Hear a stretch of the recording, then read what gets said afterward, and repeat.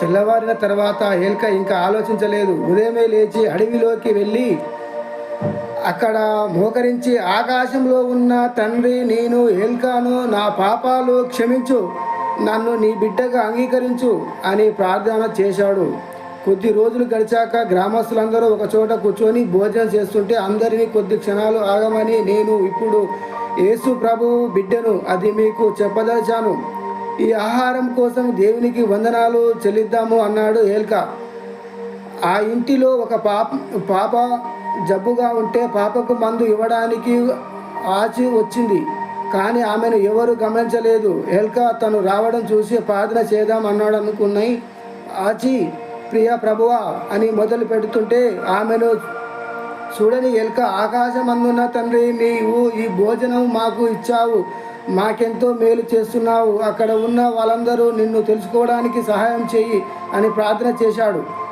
ఆచి ఎంతో సంతోషంతో ఇంటికి పరిగెత్తి క్లాడ్ ఏల్కా ప్రభువును అంగీకరించాడు అని చెప్పింది. ఎంతో శ్రమపడిన తర్వాత ఇంతకాలానికి ఒక వ్యక్తి, అందులోనూ ఒక గొప్ప భూత వైద్యుడు, గ్రామ పెద్ద ప్రభువును అంగీకరించేసరికి మిషనరీలు ఎంతో సంతోషంతో దేవుని స్తుతించారు. ఆ తర్వాత ఏల్కా క్లాడ్తో మాట్లాడుతూ, మా ప్రజలు పండుగలలో సారా ఎక్కువగా త్రాగుతారు గనుక ఇక నుండి నేను వారితో కలవనని చెప్పసాగాను. ఏల్కా బహిరంగ ఒప్పుకోలు. ఏల్కా యేసు ప్రభువును అంగీకరించాక భూత వైద్యం మానేశాడు. అయినా ప్రజలు మాత్రం అతని వైద్యునిగానే పరిగణించేవారు.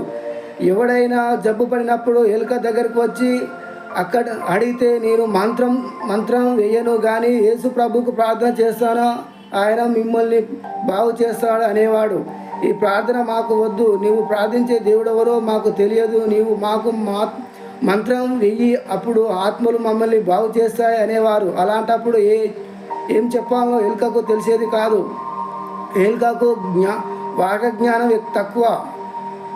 ఎక్కువ లేదు. నేను మంత్రించను, ముయోవా దగ్గరికి వెళ్ళండి అనేవాడు. ఏల్కా దేవుని గురించి ఆలోచించినప్పుడల్లా దేవుని తనకు తన మంత్రాలు బుట్ట అడ్డుగా ఉంది అని గ్రహించాడు. కానీ తెగించి ఆ బుట్టను పారవేయలేకపోయేవాడు.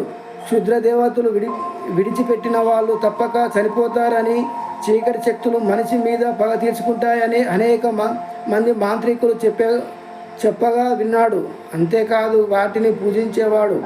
కొన్ని కఠినమైన విషయాలను పాటించవలసి ఉంటుంది. ఏల్కా భూత వైద్యుడిగా మారేటప్పుడు ఒక చీకటి శక్తి అతనికి అడవి పంది రూపంలో కనిపించి అతని అడవి పంది మాంసం తినవద్దు ఆజ్ఞాపించింది. తన ఆజ్ఞాపించితే